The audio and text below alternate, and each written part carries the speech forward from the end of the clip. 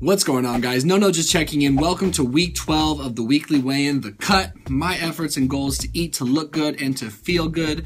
Extra special emphasis on the eating to feel good. Now, last week I had a doom and gloom check-in, which happens for me. I struggle with mood issues. Obviously, most of you know that on this channel, anxiety, depression, stuff like that. I want to quickly, before I sort of tie that little comment into this week, I want to flash back to like week 2 or week 3.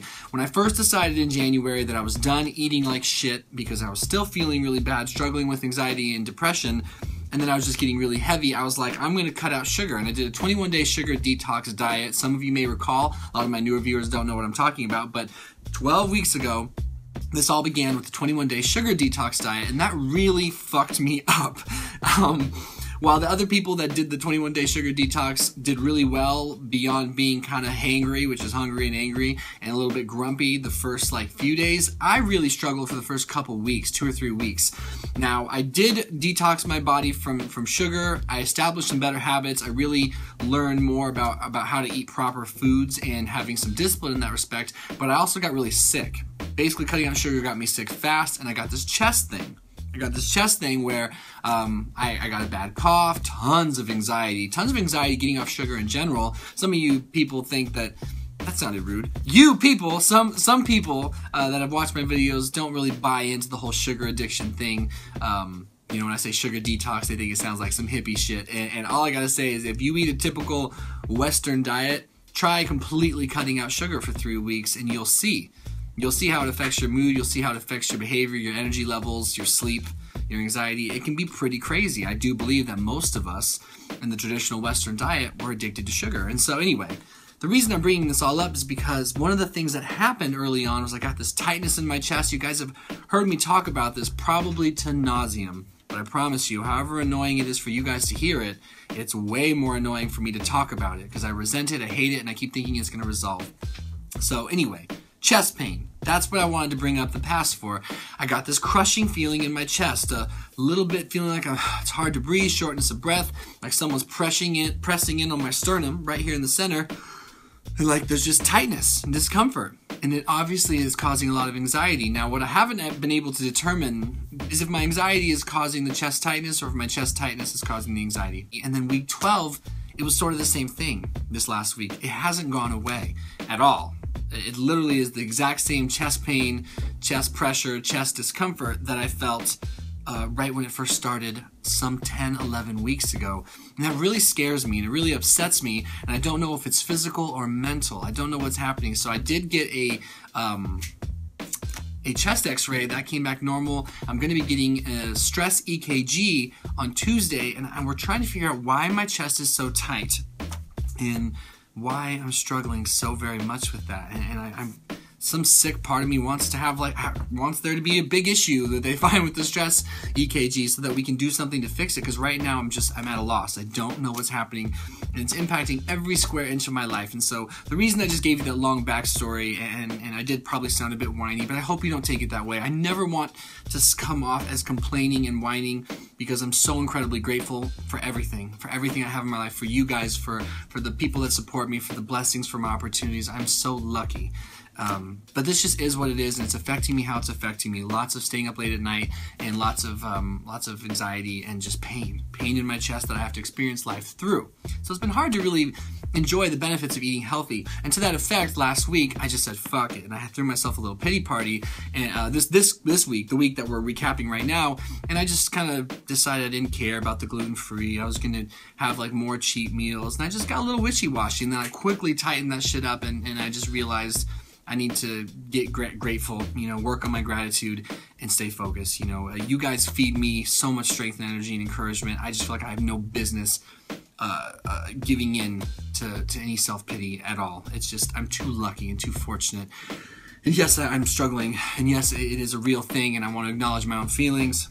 But no pity parties. That's not going to help anything. So the anti-anxiety food solution, that is something I got last week in an effort to continue to try to figure out what this anxiety is or this chest pain, try to cope with it better. But like I said, I sort of ate a little bit like crap this last week, so I'm not going to be surprised if my weighing goes a little bit poorly, but I'm not going to buy into it either because my training went really, really well.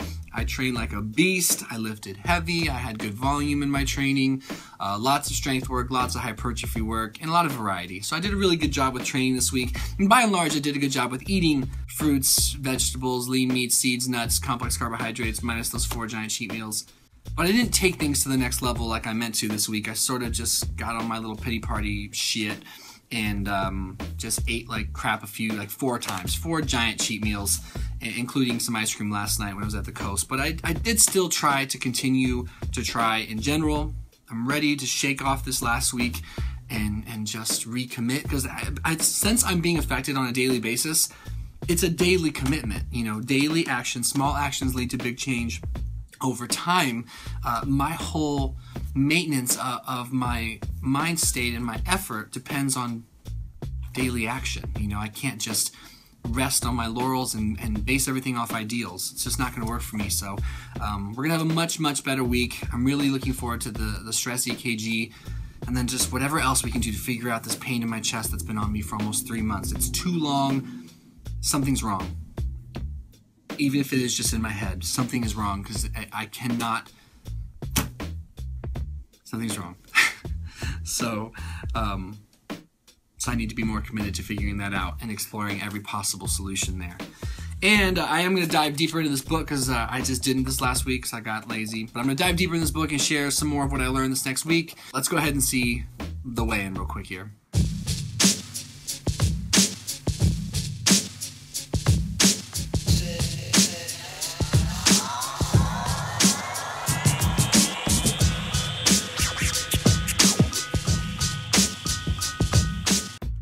So as you guys can see, I put on a couple pounds. I don't buy into it though. I think it's a fluke weigh-in. Like I said, I had some ice cream last night, and I've just been kind of a dick this last week with my eating. So while weight is not the most important thing we measure, we're gonna go ahead and continue to track it. And I have no doubt that I'm gonna mark my words here. Come back and see if I'm right. Next Sunday, I think I'll be 220 next Sunday. Real quick, guys, something I forgot to mention is that I've been doing a much better job lately at just being an Instagrammer, for lack of a better word. So I've been documenting little progress pics, little workout clips, and lots of my meals on my Instagram, so be sure to follow me on there if you want a little more consistent updates on just how the cut is going. I just want to make sure I threw that out there, because I've actually been doing my thing for once, which is good. But thank you for your time. Thank you for your encouragement. I know a lot of you are going through some very serious things, and I know that the world does not revolve around me. I'm just sharing my experience. I care about yours. You guys are amazing. I fucking love you guys. And we're going to try to have a better week, and I'm going to try to stay out of my own head, work on my mindfulness, work on my gratitude journal, which I've been doing more, and continue to live life despite being uncomfortable with the anxiety and the low thoughts. I'm just going to continue to live life, work harder on my diet, and have a better week. I'll let you guys know how the stress EKG goes. Thank you for tuning into the weekly weigh-in. There are weeks like this. Mama told me so. We're going to be okay. We'll see you guys in the next video, and God bless you all. I don't normally finish videos that way, but God bless you all.